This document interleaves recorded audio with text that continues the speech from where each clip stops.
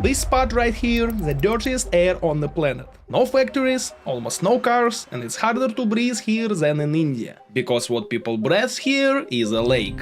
Let me explain. The lake dried up almost completely 5,000 years ago, and it's still throwing tons of dust into the air every single day. Some of it flies all the way across the ocean to Brazil and feeds the Amazon rainforest. The dust works like a giant bag of fertilizer. It carries phosphorus, and the soil out there is too poor to grow anything without it. Let's start with this. 6,000 years ago, there was no Sahara here at all. The whole north of Africa was green. Rivers, lakes, plants everywhere. Hippos walked around here. Crocodiles sat in the water, and people lived along the shores, right where there's absolutely nothing today. And in the middle of it sat Lake Mega Chad. It was the size of a sea. Then the Earth wobbled. Our planet's axis doesn't stay still. It slowly traces a circle, and one full turn takes 26,000 years. That was enough. The monsoon weakened. The rains moved south, and they never came back.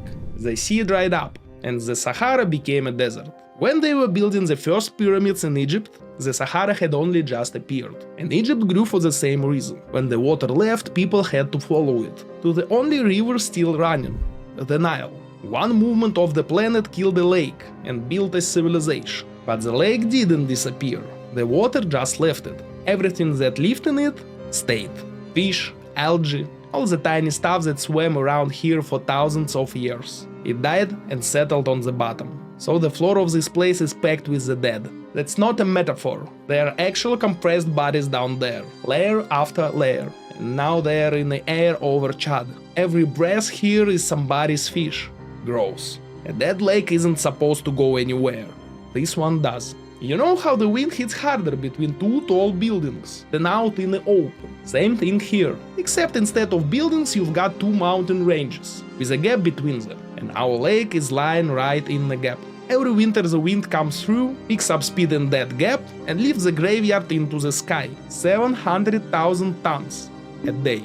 Picture 70 Eiffel Towers taking off every day and disappearing over the horizon. That's roughly what's going on here. The plumes stretch on for weeks. You can see them from space. And you know what the wildest part is? This valley is a tiny scrap of the Sahara, 0.2%. One hollow puts out more dust than the entire rest of the desert. So the Amazon loses exactly as much phosphorus to the rain as the dead lake sends it.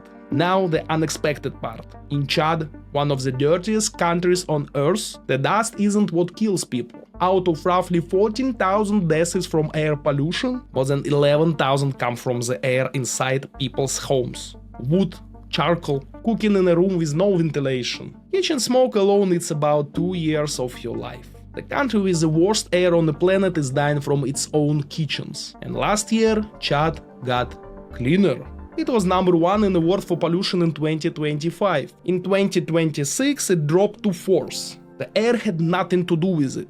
The USA shut down its monitoring program to save money, and the data just vanished. The author of the report said it plainly. It looks like the levels dropped. But the truth is, we don't know. In Chad nobody knows either. Nobody is measuring. When NASA discovered this huge source of dust in Africa, they raised the question themselves that still has no answer. How much dust is left down there? And how long will it keep feeding the Amazon? Nobody counted. The wind blows, the lake leaves, and nobody on either side of the ocean is keeping count. So tell me in the comments what surprised you most in this story.